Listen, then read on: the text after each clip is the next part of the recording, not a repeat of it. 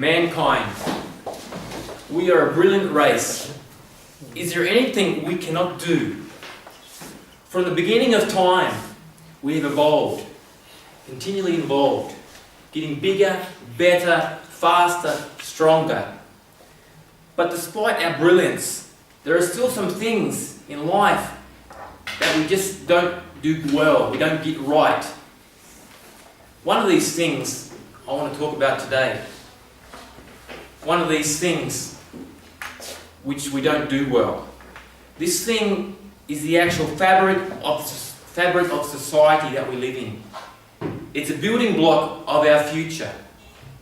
Today I want to talk about the institution which is marriage, and perhaps why we do not do it so well as we should.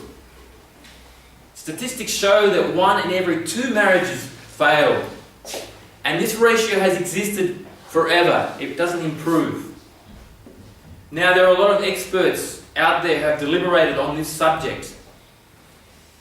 Theories have been formulated, books have been written, and while there may not be any fast solutions to this problem, one thing is known, and that is why this is the case. Man and women are engineered differently. We are cut from a different cloth. Put simply speaking, we are different. Let us look at these differences a little further from a societal aspect. Starting with the land down under, my Australia. What visions do you get when you think of the Australian man? Perhaps you've seen the movie from the 80s, Crocodile Dundee. The hunter, the warrior, the tan guy with a cowboy hat, the shirtless jacket. He's got the big knife. He wrestles crocodiles. He saves the fair maidens. Maybe. This image then was accentuated in the 90s and the 2000s with the real-life crocodile hunter, Steve Irwin. The late Steve Irwin. May he rest in peace. But what about the real Australian man? What is he, may I ask? Well, let me tell you, ladies, this image which I have just described, this is a true representation of the Australian man. We are hunters. We are warriors. Don't be fooled by the suit.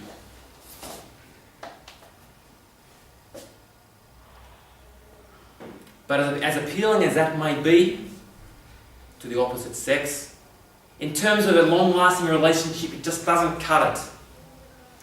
Whereas Australian women have continually evolved with society, becoming worldly, sophisticated and independent, they have left behind their Australian mate with their ancestors in the cave. Let us move to the European continent, the home of pasta and pizza, Italy, the Italian man. What comes to mind, ladies again? Masculinity, passion, creativity, good in the kitchen, maybe good in that other room. But there's one thing, and which ladies haven't dreamt or had a fantasy about having an Italian man, an Italian lover, the real Italian stallion. But there's one thing you must know about an Italian man, and that is, he is a mama's boy. And because Italian men generally do not leave home until that very day they get married, effectively going from their mama's bosom to their wife's bosom, and not having a period in between of independence, They generally have close family ties forever, especially with their mama. But this is not necessarily bad for relationships. As long as the woman is aware that when she's getting married to the Italian man, she also gets an obsessive, maybe a little crazy Italian mother-in-law. And also that she must compete with the husband's love and attention, for his love and attention. Federico, my Federico, you must look after my Federico. Do you know what? Don't worry about it. I'll be in the next room and we can look after Federico together. A true fact. An Italian woman applied for divorce from her Italian husband 3 weeks, yes, 3 weeks after getting married. And the reason she cited on her divorce papers was, I knew that my marriage was doomed from the very first instant that my husband insisted that his mother come on the honeymoon. This pattern is replicated for all countries and all societies. Whereas the Australian man has an unwillingness to let go of his primal roots, to the Italian man who has his unwillingness to let go of his mama's skirt, all men have something else in their life which competes with the interests of their husband, with their wife and their families and their relationships.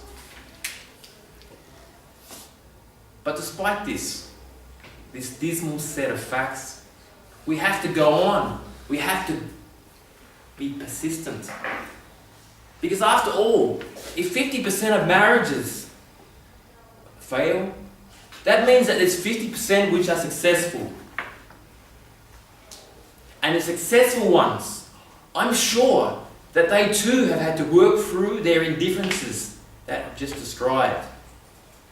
And in getting through to the other side, they've been able to enjoy and to participate in the wonderful thing which is marriage. I should know, I'm a statistic. I'm on my second marriage.